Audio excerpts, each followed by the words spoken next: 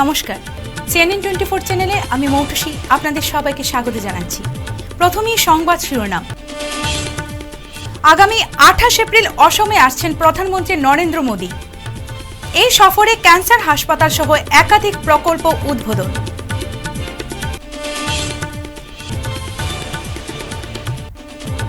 অসমবাসীকে হিন্দি শিখতেই হবে বললেন শিক্ষামন্ত্রী রনোজ পেগু।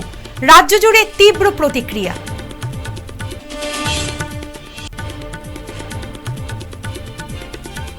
করিমগঞ্জে কংগ্রেস সভাপতি সতু রায়ের ইস্তফা, এপিসিসির কাছে পদত্যাগ পত্র পাঠালেন।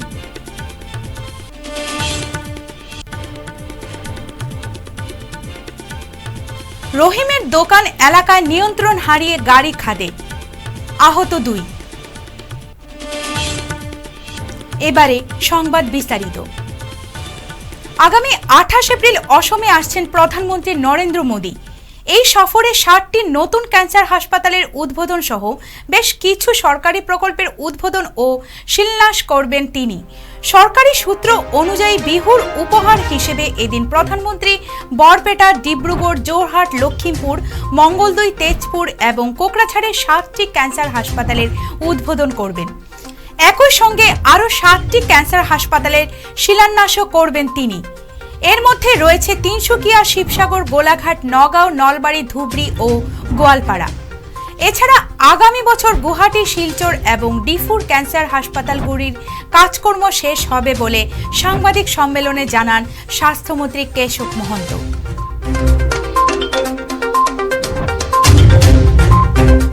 অসমবাসীকে হিন্দি শিখতেই হবে। রাজ্যের শিক্ষামন্ত্রী রনোজ পেগু এই মন্তব্য করেছেন।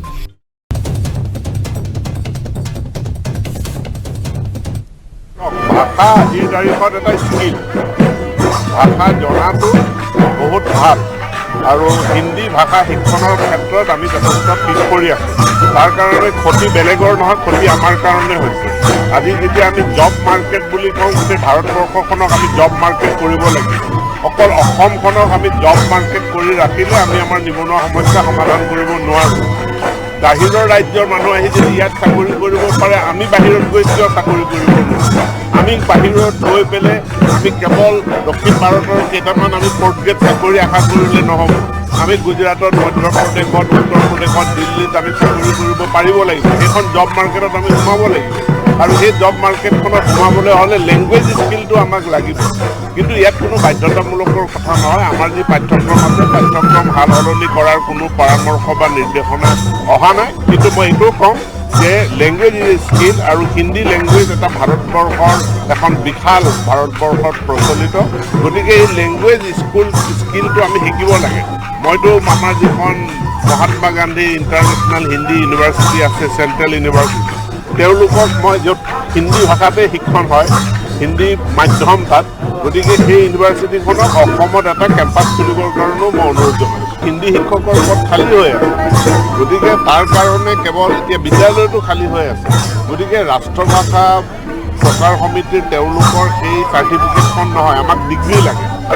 গতিকে ডিগ্ৰী দিব পৰা ব্যৱস্থা। শিক্ষামন্ত্রীর এই মন্তব্যে বিভিন্ন মহলে প্রতিক্রিয়া সৃষ্টি করেছে। শুরু হয়েছে নানান বিতর্ক। এদিকে মন্ত্রীর এই মন্তব্য ঘিরে ইতিমধ্যেই বিরোধী দল মহলে জোর চর্চা দেখা গেছে। করিমগঞ্জ জেলা কংগ্রেস সভাপতি পদে ইস্তফা দিলেন সতু রায়। তিনি শনিবার প্রদেশ সভাপতি ভূপেন বরার কাছে তার পদত্যাগ পত্র পাঠিয়ে দেন। সতুরার খোলামেলাভাবে বলেন, দলে এখন যে সংস্কৃতির আমদানি হয়েছে তা মেনে নেওয়া তার পক্ষে একেবারে সম্ভব নয়।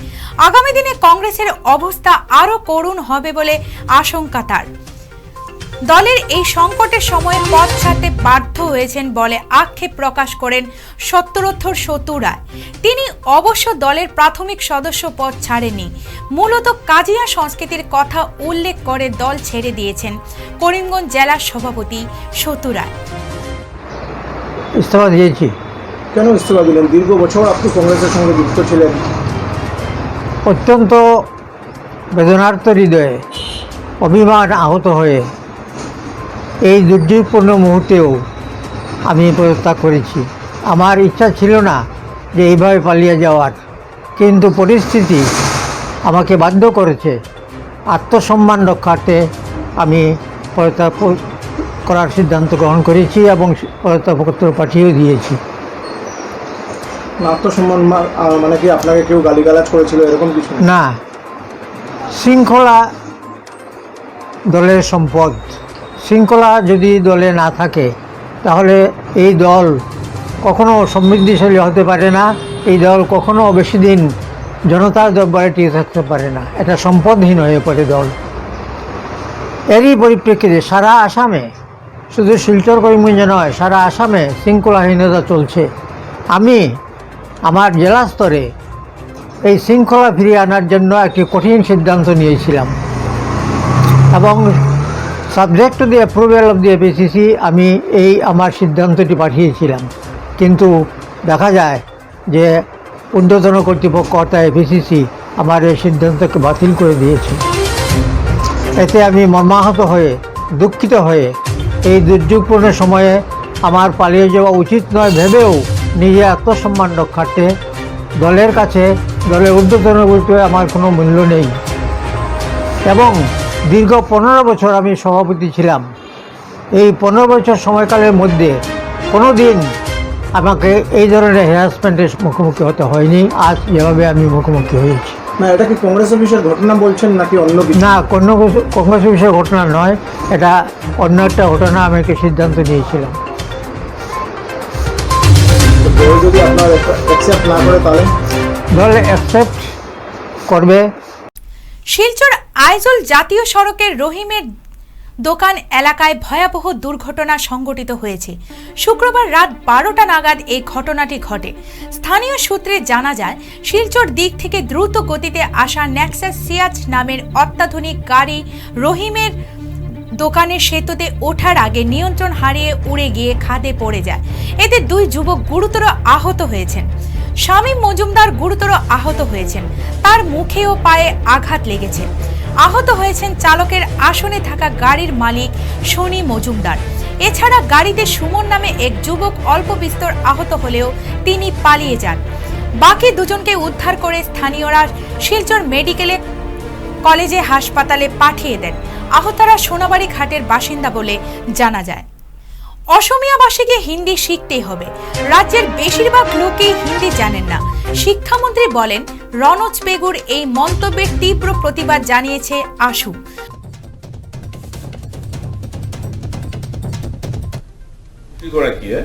উত্তৰ পূৰ্বাঞ্চলৰ ৰাজ্যসমূহৰ ওপৰত হিন্দী ভাষাৰ বোজা ক্লাছ 10লৈকে দিম বুলি যিটো কথা ব্যক্ত কৰিছে, এইটো অত্যন্ত গৰিহণাযোগ্য কথা আৰু ছাত্ৰ সন্থা আৰু উত্তৰ পূৰ্বাঞ্চলৰ কোনো সংগঠনে এই কথা মানি ল'বলৈ প্ৰস্তুত নহয়।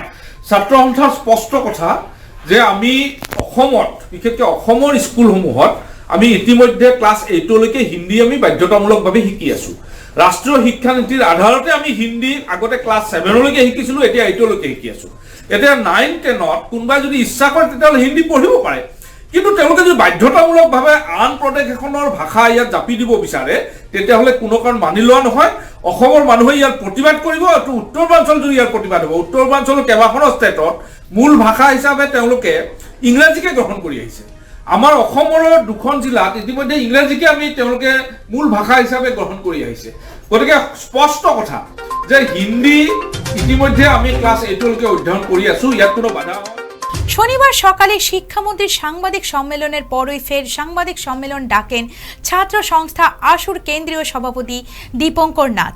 তিনি পাল্টা প্রতিক্রিয়া ব্যক্ত করে বলেন, 7ম শ্রেণী পর্যন্ত হিন্দি ভাষা এমনিতেই রয়েছে, তার উপর ফের 10ম এবং দ্বাদশ শ্রেণী পর্যন্ত হিন্দি ভাষা চাপিয়ে দিলে আশু তা কোনো অবস্থায় বরদাস্ত করবে না।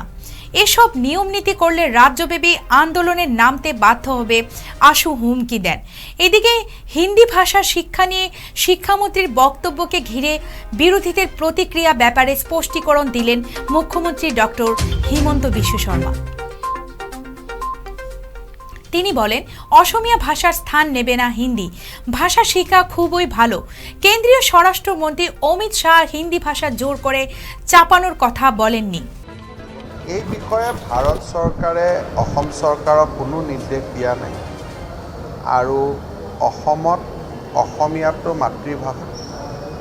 অসম সাহিত্য সভা আৰু জনগোষ্ঠীয় ভাষাসমূহৰ জনগোষ্ঠীয় যিখিনি আমাৰ সাহিত্য সভা আছে তেওঁলোকৰ লগত আলোচনা কৰি অলৰেডি 4টা লেংগুৱেজৰ ভাষা নীতি এটা ৰাজ্য চৰকাৰে প্ৰস্তুত কৰিছিল আৰু বিধানসভাটো সকলোৱে তাক আদৰণি জনাইছিলে। আমাৰ লক্ষ্য হ'ল এজন অসমৰ ষ্টুডেণ্টে অসমীয়া জানিব লাগে, এটা জনজাতীয় ভাষা জানিব পাৰিলে ভাল, হিন্দী আৰু ইংৰাজী জানিব লাগে। কিন্তু মাধ্যমটোৰ ওপৰত আমি সকলোৱে জানো যে ইয়াত কোনো হিন্দীক মাধ্যম কৰিব লাগে বুলি কেন্দ্ৰীয় চৰকাৰৰ পৰা কোনো চিঠি অহা নাই। অমিত শ্বাহ ডাঙৰীয়াই এটাই কৈছে যে ল'ৰা ছোৱালীয়ে হিন্দী শিকিব লাগে।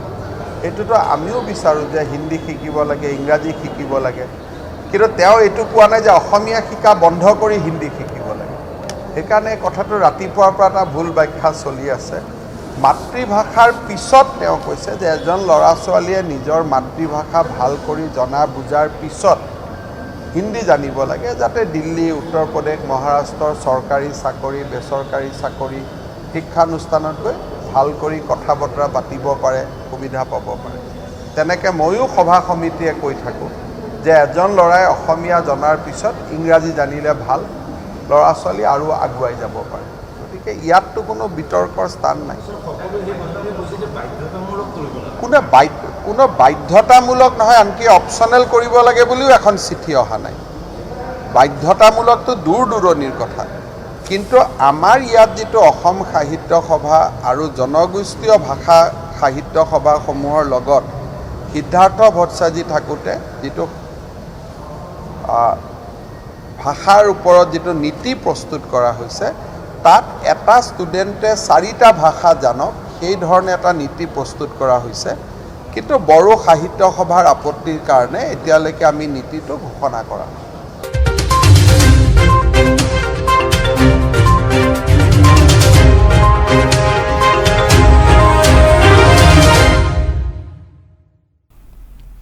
সোনাইর বাদরিপাড় জিপিতে শনিবার 5 কোটি 6 লক্ষ টাকা ব্যয়ে একটি সেতুর নির্মাণ কাজের সূচনা করলেন বিধায়ক করিম উদ্দিন বরভূইয়া।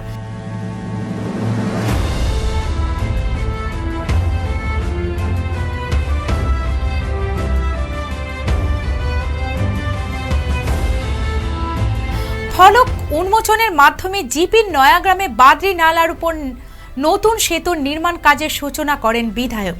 এছাড়া এদিন বাগপুরে 2.5 কোটি টাকার নদী ভাঙ্গন প্রতিরোধ কাজের সূচনা করেন তিনি। অনুষ্ঠানে উপস্থিত ছিলেন পূর্ত বিভাগের কার্যনির্বাহী বাস্তুকার যোগেন্দ্র দাস, এসডিও মইনুল হক, জলসম্পদ বিভাগের এসডিও ইফতিকার আলম, এআইডিইউএফ এর কাছাড় জেলা সভাপতি শামিনুল হক বরভূইয়া প্রমুখ। বক্তব্য রাখতে গিয়ে বিধায়ক উন্নয়নমূলক কাজ সবার সহযোগিতা কামনা করেন। বাদরি নালার উপরে বাদরিপার হয়ে নিয়ারগ্রাম বাগপুর অঞ্চলের কানেক্টিং রোডের জন্য 5 কোটি 6 লক্ষ টাকার একটা ব্রিজের ফাউন্ডেশন স্টোন লে করেছি। আমরা আশা করি শিডিউল যে টাইম দেওয়া হয়েছে ডিপার্টমেন্টের সেই টাইমের ভিতরে আমরা সেটা কমপ্লিট করব। এই ব্রিজটা আসলে আমরা বাদরি অ্যাপ্রোচ যেখানে যখন স্যাংশন হয়েছে, বাদরি অ্যাপ্রোচ হওয়ার সঙ্গে সঙ্গেই এই ব্রিজের গুরুত্ব অত্যন্ত বেড়ে যায়। কারণ বাদরি ব্রিজ যেটা কমপ্লিট হবে কিছুদিনের মধ্যে, কাজও স্টার্ট হবে, কমপ্লিট হবে, সেটার যদি সম্পূর্ণ বেনিফিট এই অঞ্চলের লোক পেতে হয় তাহলে এই ব্রিজের প্রয়োজন আছে। এই জন্য আরআইডিএফ থেকে আমরা এই ব্রিজের আমি প্রস্তাব দিয়েছিলাম, সরকার সেটা স্যাংশন করেছে এবং ওয়ার্ক অর্ডার হয়েছে। আজকে ফিনান্স করেছি, আপনারা ক্যাম্প স্যাম্প হয়ে গেছে, 2-4 দিনের মধ্যে কাজ স্টার্ট হবে। তো আমার বিশ্বাস যে বাদরি ব্রিজের অ্যাপ্রোচের কাজ শেষ। 25 লক্ষ টাকার অঙ্গনওয়াড়ি কেন্দ্রের শিলান্যাস করেন পাথারকান্দি বিধায়ক কৃষ্ণেন্দু পাল। দীর্ঘ প্রতীক্ষার পর অবশেষে নিজ সমষ্টির কুকিতুল জিপির অধীনে কয়লাঘাটে এদিন একটি মডেল অঙ্গনওয়াড়ি কেন্দ্রের শুভ শিলান্যাস করেন তিনি। পাশাপাশি তিনি কেন্দ্রে ও রাজ্যে বিজেপি নেতৃত্বাধীন সরকারের উন্নয়ন দিক তুলে ধরেন। অনুষ্ঠানে অন্যান্যদের মধ্যে উপস্থিত ছিলেন আশুরানী নমশূদ্র, রাহুল দাস, প্রমোদ নমশূদ্র, শিবু দাস, রামু বিশ্বাস প্রমুখ। গতকাল নেশা জাতীয় ট্যাবলেট ও জাল নোট সহ আটক ফিরোজ উদ্দিন ও সঙ্গে মোবাইল চুরির মাস্টার মাইন্ড মাছার গ্রাম চা বাগানের অমিত বাউরি ওরফে পল্টু বাউরিকে জেল হাজতে পাঠিয়েছে উধারবন পুলিশ। তোমার ফোন নাম্বার কও। আমার ফোন করে 7577064916 এই নম্বরে ফোন করে কইছে ভাই আমি এয়ারপোর্ট। তোমার নাম কি? আমার নাম ফিরোজ আহমেদ লস্কর, বাবার নাম তাজউদ্দিন লস্কর, আমার বাড়ি রংপুর পার্ট 2। আমি ট্যাক্সি চালাইয়া ভাত খাই, আমার ট্যাক্সি টিপ মারি, আমার ফোনে টিপ করিয়া আমি চালাইয়া গাড়ি চালাই ভাত খাই। আমার নম্বর কইতে ইনভাইসে জানি না, আমার নম্বরে একটা আমার ভাই। মানুষটার নাম কি? মানুষটার নাম জানি না স্যার, ছিল খালি আমি ফোন নম্বর জানি, ওটা দিয়ে আপনারা তাকে দৌড়াইয়া দিই। আমি আপনার কাছে জোরাত করে অনুরোধ করে হইলাম, তাহলে আপনারা দৌড়াইয়া অনুরোধ করে দিই। স্যার আমারে ফাঁসাইছি, আমি খুব গরিব মানুষ। তোমার কিতা হয়েছে? আমারে কইছে আমি বাগরকুনা যাইমু।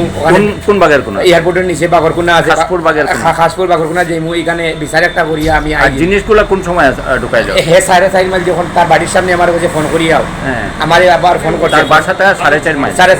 আচ্ছা, ওখানে আমারে আইসি উঠার বাদে উঠিছে। তারপরে একটা অত বড় জ্বলাইয়া মুসলিম ছেলে পাঞ্জাবি লাগাই একটা ব্যাগ লিয়ে উঠছে। ব্যাগ তো আমার দেখার দরকার নাই, তখন আমার লইয়া যাই ডিএনকে স্কুলের সামনে আমার কইছে ওনা খাড়া করা। আমার মামায় ওদের উঠটা 5 মিনিট লাগে ওনা খাড়া করছে। খাড়া করার লগে লগে আমার খালি হরিয়া গেছে ওনটা কিনে 20 মিটার। আমার রাস্তা শিলচরটা কিনে আমি আইছি, হে আবার শিলচর যাওয়ার রাস্তার 20 মিটার গেছে। যাওয়ার পরে এই সময় আমার পুলিশ স্যার তারা গিয়েও আমার গাড়ির সামনে কেমনে গিয়া হে বাক্সে নি এখান থেকে বাক্সে না, মানে পুলিশ স্যার তারা গিয়া আমার গাড়ি হে এখানে বাগার মাতলো বইলো হে ওখানে গেছে কি আমার গাড়ি দাঁড় থাকি। যাওয়ার পরে সঙ্গে সঙ্গে আমার পুলিশ স্যার তারা আমার গাড়ির সামনে গেছেন। গাড়ির সামনে যাওয়ার বাদে পাঞ্জাবি যে ভদ্রলোক উঠছে তার নাম কি? স্যার এই নাম জানি না, খালি ফোনে চিনি, চেহারাটা চিনি খালি স্যার। চেহারাটা চিনি, তার মামার বাড়ি চিনি আমি। ওই যে আপনার ওখানে আছে কোন জায়গায় পাও?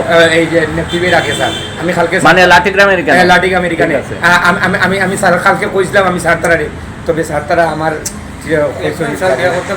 আমারে বিয়ে করতে পারে কি দুশ্মনী তার লগে আছে কিটা আছে এটা আমি জানি না স্যার। না না, লাটিগ্রাম কোন জায়গা তার মামার বাড়ি? কার মামার বাড়ি? হে তার এখানে মামা আমারে আজ থেকে 1.5 মাস আগে ফোন করি লিয়া গেছিল। আমারে মামার বাসাটা তুমি দেখাই দিবাই না? মামার বাসা দেখাই দিতে পারবো স্যার। আচ্ছা ঠিক আছে, আমি মামার বাসা দেখাই দিতে পারবো। হে গিয়ে এখানে মামা ডাকছে, যারা এরা চিনে তার আরো জন লগে গেছে, এরা মামা ডাকছে সে চিনে স্যার।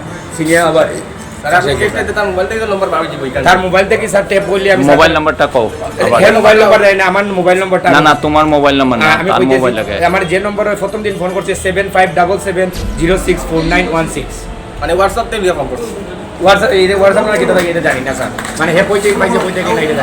আমার লিয়া করছে করিয়া আমার নম্বরে ফোন করছে, তার নম্বর আছে আমার কাছে। তোমার নাম ফিরোজ? আমার নাম ফিরোজ আহমেদ লস্কর, বাবার নাম তাজউদ্দিন লস্কর লেট, রংপুর পার্ট 2 আমার ভাষা নিয়ে। উদারবন থেকে নিহারকান্তি রায়ের প্রতিবেদন। কালীনগর চা বাগানের ঘটনা 6 দিন অতিক্রম হওয়ার পরও আসামিদের আটক করতে পারেনি রামকৃষ্ণনগর পুলিশ। এ নিয়ে বাগান এলাকার তীব্র প্রতিক্রিয়া সৃষ্টি হয়েছে।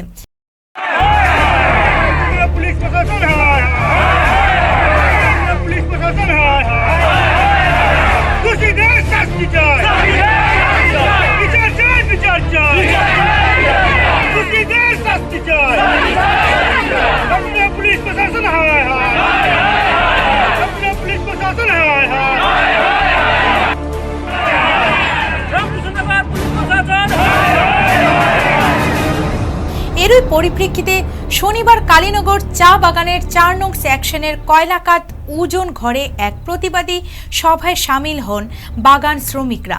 সাংবাদিকদের সামনে কমল হাজরা, বাবুল কৈরি, রাজেদ লোদ সহ অন্যান্যরা বলেন, ঘটনার 6 দিন পেরিয়ে গেলেও পুলিশ প্রশাসনের পক্ষ থেকে কোনো পদক্ষেপ নেওয়া হয়নি। এদিন বাগানের শ্রমিকরা পুলিশ প্রশাসন হায় হায় বলে স্লোগান দেন। পাশাপাশি দুষ্কৃতীদের রামকৃষ্ণনগর পুলিশ গ্রেফতার না করলে বৃহত্তর আন্দোলন গড়ে তুলবেন তারা। আমাদের ভাই বোন রাখে জানাচ্ছি, আমি কালীনগর বাগান পঞ্চায়েত রাজেশ লুদ।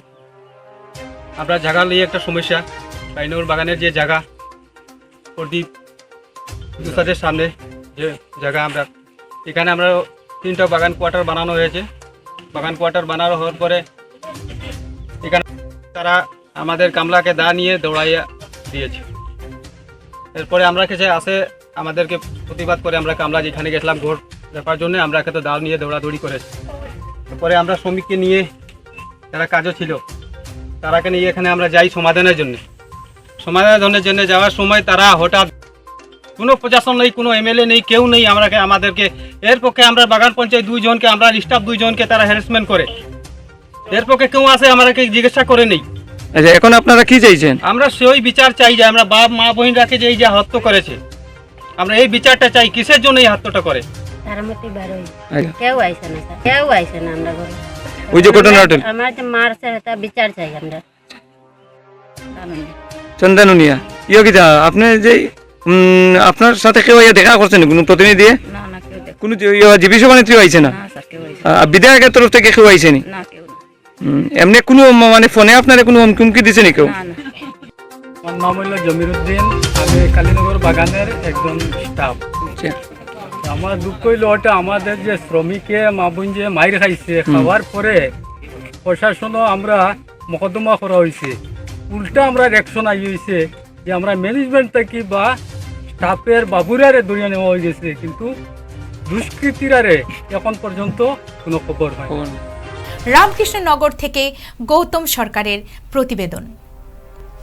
জেলার লক্ষ্মীপুর বিধানসভা কেন্দ্রের বাঁশকান্দি উন্নয়ন খণ্ডের চন্দ্রপুর দ্বিতীয় খণ্ডের বেহাল ও জরাজীর্ণ সড়কের জন্য বিপর্যস্ত হয়ে উঠেছে জনজীবন।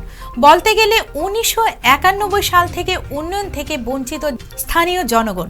বেহাল যাতায়াত ব্যবস্থা ও অন্যান্য বিভিন্ন বিষয়ে নিয়ে বেশ কয়েকবার নেতা মন্ত্রী সহ স্থানীয় জনপ্রতিনিধিদের দৃষ্টি আকর্ষণ করলেও আজ পর্যন্ত কাজের কাজ কিছুই হয়নি। এমতা অবস্থায় এলাকার জনগণ নেতা মন্ত্রীদের ভূমিকার বিভিন্ন প্রশ্ন তুলে ধরে সাংবাদিকদের কাছে জানান যে চন্দ্রপুর গ্রামীণ সড়ক সংস্কারের জন্য সরকারি তরফে বেশ কিছু অনুমোদন আসার পরও সড়ক সহ বিভিন্ন সমস্যা নিয়ে স্থানীয়রা চরম দুর্ভোগের দিন কাটাচ্ছেন। এমনকি বিদ্যুৎ পরিষেবা থেকেও সম্পূর্ণ বঞ্চিত চন্দ্রপুর গ্রামের মানুষ।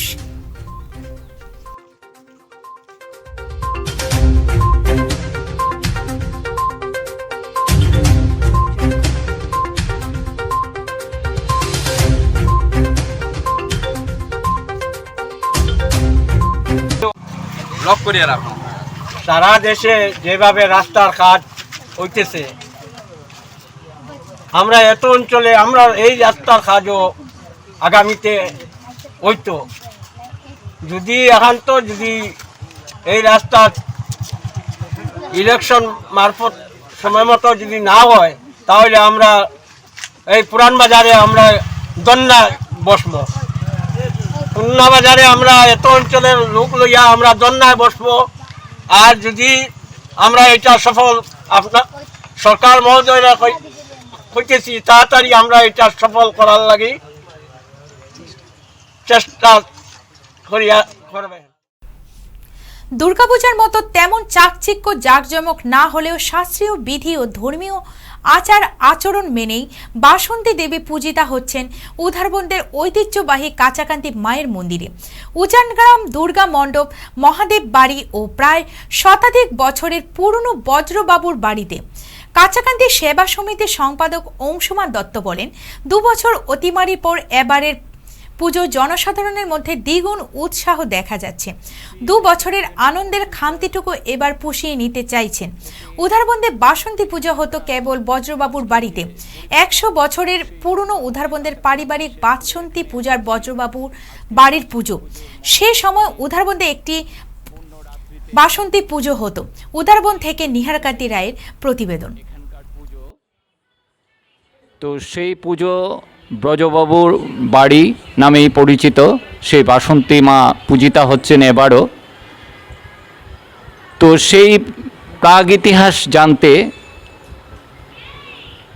এবার আমি এবার যিনি পুজো করছেন ওনার সঙ্গে মত বিনিময় করছি। ব্রজেশ্বর সিংহ আমার নাম। আমি এখানে পুজো দেখছি প্রায় 100 বছর ধরে দেখছি। আমি প্রায় 100 বছরই 100 বছর হবে। তো এই পুজোতে আমাদের বাবা প্রতিষ্ঠিত, তারপরে বাবা, জেঠা, কাকা, ওদের কল্যাণে আমি এই পুজো করছি। এখনও আমাদের পুজোয় এখানে আমাদের সর্বাধিক প্রচলিত আর কি। আর আমরা কোনো বাধা বিঘ্ন সব কিছু অতিক্রম করে এখানে পুজো হচ্ছে। এখানে এই পুজোয় আমরা এখনও আমরা করছি।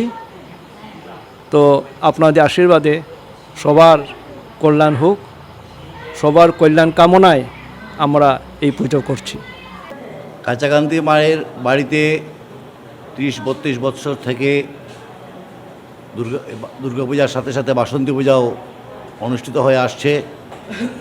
বিগত 2 বছর করোনার অতিমারির যে বিশাল প্রকোপ ছিল, সেই জন্য আমরা শেষ অবধি এই মা বাসন্তীর পূজার এই অনুষ্ঠান আমরা শেষ করে উঠতে পারিনি, মানে শুরুই করতে পারিনি। তো বিগত 2 বছর বাদ দিয়ে প্রতি বছরই বাসন্তী পূজা হচ্ছে। এই সময়টা এমন একটা সময় যখন আর্থিক যে বর্ষ থাকে সেই বর্ষের সমাপন হয়, শুরু হয়, এবং মানুষের নানা কাজে ব্যস্ততার মধ্যেও এই দুর্গাপূজা বা বাসন্তী মায়ের পূজাকে কেন্দ্র করে মন্দিরে যে উৎসব উদ্দীপনা হয়, এবছর যেহেতু পরপর 2 বছর আমরা এই পুজো উৎসব অনুষ্ঠান করতে পারিনি, তাই একটু জনসাধারণের মধ্যে, ভক্তদের মধ্যে একটু উদ্যম লক্ষ্য করছি। কার্যকর্তারাও সবাই এই 2 বছর পর আবার ঝাঁপিয়ে পড়েছেন সুন্দর করে, যাতে এই পূজা অনুষ্ঠান সার্থকভাবে আমরা সমাপন করতে পারি। আজকে সপ্তমীর রাত, একদিন অতিবাহিত ইতিমধ্যে। কাঁচাকান্তি সেবা সমিতির তরফ থেকে আপামর ভক্তবৃন্দদের কাছে আমরা অনুরোধ জানাই, আপনারা আসুন, এই মায়ের বাসন্তী মায়ের পুজো অনুষ্ঠানকে সফল করুন, এবং সেবা সমিতির তরফ থেকে আপনাদের সবার মঙ্গল কামনা করে মায়ের চরণে আমি আমার বক্তব্য এখানে শেষ করছি। জৈন ধর্মগুরু মহাবীরের আবির্ভাব উপলক্ষে শিলচর জৈন ভবনে স্তবন ধর্মীয় আবৃত্তি পাঠ করা হয়।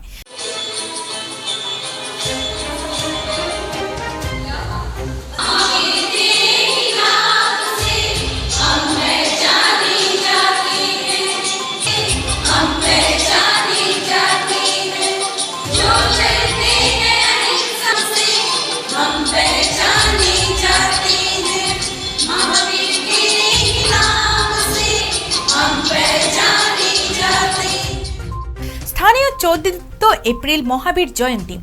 জৈন ধর্মাবলম্বী মানুষদের জন্য মহাবীর জয়ন্তী দিনটি অত্যন্ত মাহাত্ম্যপূর্ণ। ভগবান মহাবীরের অহিংসা ও আত্মত্যাগের পথ সবাইকে নতুন করে শিক্ষা দেন। চলতি মাসে ইতিমধ্যেই এই দিবসটি উদযাপনের জন্য জৈন সম্প্রদায়ভুক্ত শহরের বাসিন্দাদের মধ্যে প্রবল উৎসাহ এবং উদ্দীপনা দেখা গেছে। জৈন ভবনে স্থানীয় শিল্পীরা বিভিন্ন ধরনের সাংস্কৃতিক অনুষ্ঠান পরিবেশনের জন্য অনুশীলন চালিয়ে যাচ্ছেন। মহাবীর জয়ন্তী উদযাপন উপলক্ষে শিলচরে বিশিষ্ট ব্যবসায়ী मूलचंद जैन বক্তব্য রাখেন। भगवान महावीर की महावीर जयंती 2621वां जन्मदिन हम लोग 14 अप्रैल को हर्षोल्लास से शिलचर में पूरे विश्व की तरह शिलचर में हर्षोल्लास से मना रहे हैं। हमारे जैन धर्मावलंबी भाई हमारा महरपुर में दिगंबर जैन मंदिर स्थित है, वहाँ से भगवान की प्रतिमा लेके वहाँ से जुलूस के माध्यम से, साज सज्जा के माध्यम से, बैंड बाजों के माध्यम से पूरे समाज के साथ वहाँ से रंगियारखाड़ी हॉस्पिटल रोड प्रेमतला होते हुए जैन भवन अनंत रोड में आके हमारा जुलूस समापन होगा। वहाँ से प्रतिमाएं वापस मंदिर चली जाएगी। वहाँ पर जैन भवन में हमारे प्रसाद का कार्यक्रम रखा हुआ है। शाम को हमारे समाज की बहनों को, बच्चों का, छोटे छोटे बच्चों का, बहनों का सांस्कृतिक कार्यक्रम बंगो भवन में रखा हुआ है, जो 7 बजे से है। पिछले 2 साल कोरोना की वजह से हमने महावीर जयंती का कोई कार्यक्रम नहीं कर पाए। इस बार हमारा महावीर जयंती का कार्यक्रम हर्षोल्लास से मना रहे हैं। समस्त जैन धर्म के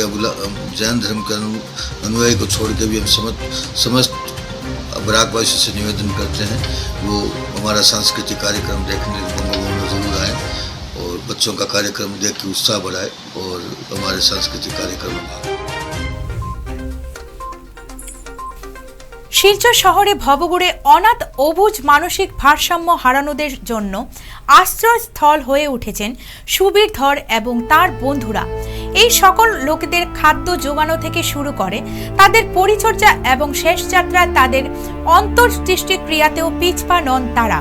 গতকাল রাতেই হাসপাতাল রোড আর দেশবন্ধু রোডের মুখে চেনা পরিচিত সুরেলা কণ্ঠী লক্ষ্মীদি মারা যান। মাস দুয়েক আগে সুবীর ধরলা তাকে উদ্ধার করে প্যারাডাইস এনজিওর হাতে তুলে দেন। গতকাল রাতে সে মৃত্যুর কোলে ঢলে পড়েন। খবর পেয়ে লক্ষ্মীদি ওরফে মিতালিদির শেষকৃত্যে এগিয়ে আসেন প্যারাডাইস হোম এনজিওর কর্মকর্তা বকুল বরভইয়া এবং সুবীর ধরের বন্ধুরা। তারা সবাই মিলে এই মহিলাদের অন্ত্যেষ্টিক্রিয়া সম্পন্ন করেন। আজকে CNN 24 এর খবর এ পর্যন্তই। নমস্কার।